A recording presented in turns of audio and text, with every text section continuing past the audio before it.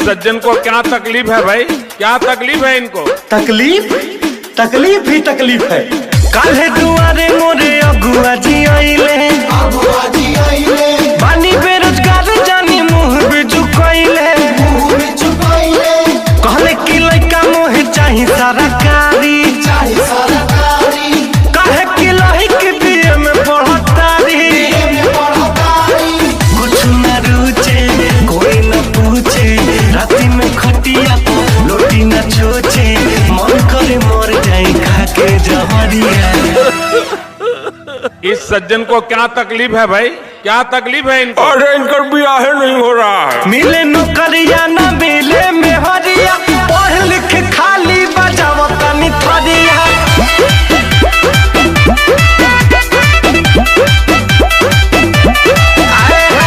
मिले नौकरिया न मिले छोकरिया, पढ़ लिख खाली बजावता निथरिया।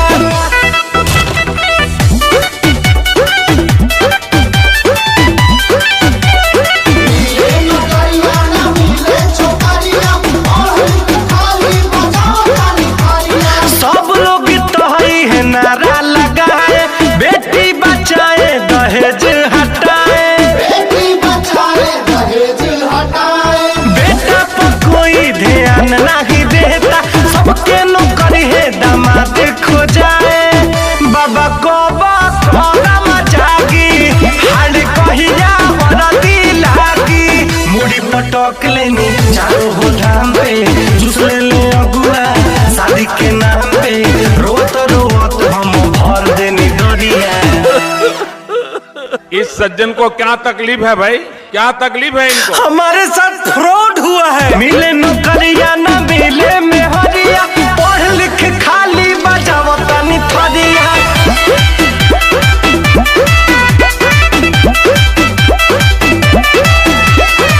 मिले नौकरिया न मिले में हरिया, पढ़ लिख खाली बजावता निथरिया।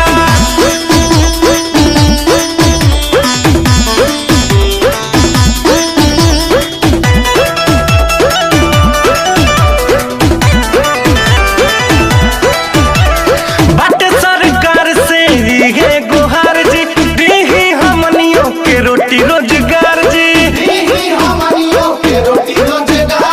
घर में बाइज्जत न बहरी बाइज्जत, सभे समझत बाटे बेकार जी। बाटे री देश के औरजी, पढ़ लिख के घूमी फरजी। होई न जहती हमरो बियाह जी, बड़ी बेरोजगारन की राह पया जी। बुझी विशाल के तानी लचरिया। इस सज्जन को क्या तकलीफ है भाई? क्या तकलीफ है इनको? अरे ये भी पास है, ले दे के साफ है। मिले नौकरिया न मिले में हरिया, पढ़ लिख खाली बजावता निथरिया।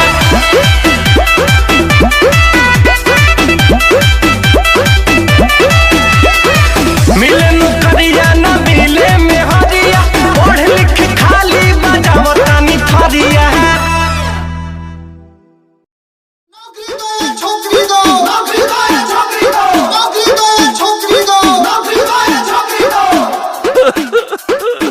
इस सज्जन को क्या तकलीफ है भाई? क्या तकलीफ है इनको? तकलीफ ही